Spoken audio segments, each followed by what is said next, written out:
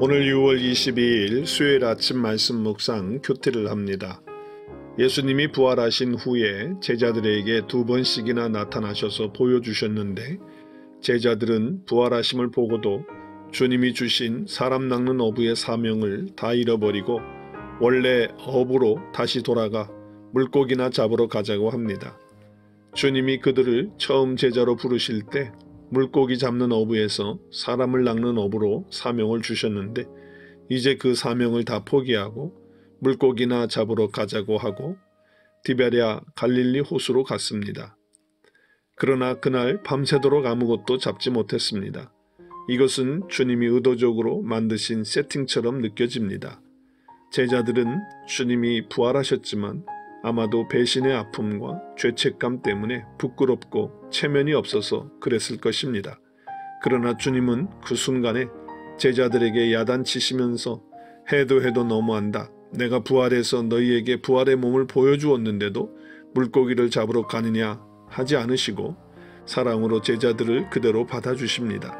그리고 주님은 숯불을 피워 놓으시고 그 위에 생선을 구우시고 떡도 준비해 놓으시고 아무것도 잡지 못한 제자들에게 그물을 오른편에 던지게 해서 잡게 해준 물고기도 가지고 오라고 해서 같이 굽게 하십니다.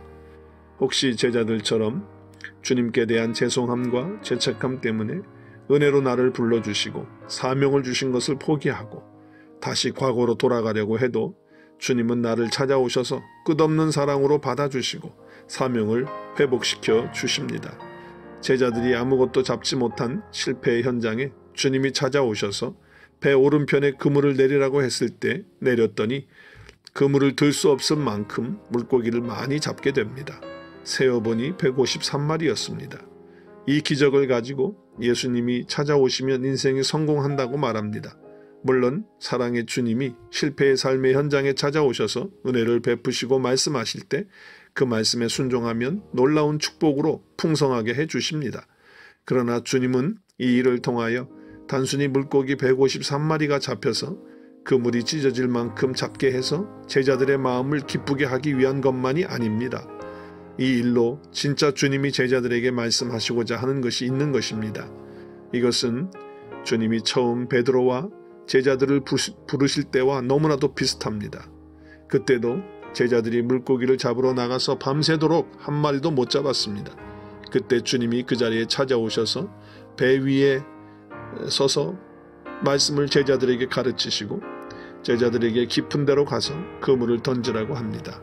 그때 베드로는 말씀에 의지하여 그물을 내렸더니 그물이 찢어지도록 물고기를 많이 잡았습니다. 그런데 베드로는 물고기가 많이 잡힌 것으로 기뻐한 것이 아니라 자신이 죄인임을 발견한 것입니다. 그래서 나를 떠나소서 나는 죄인입니다 고백합니다.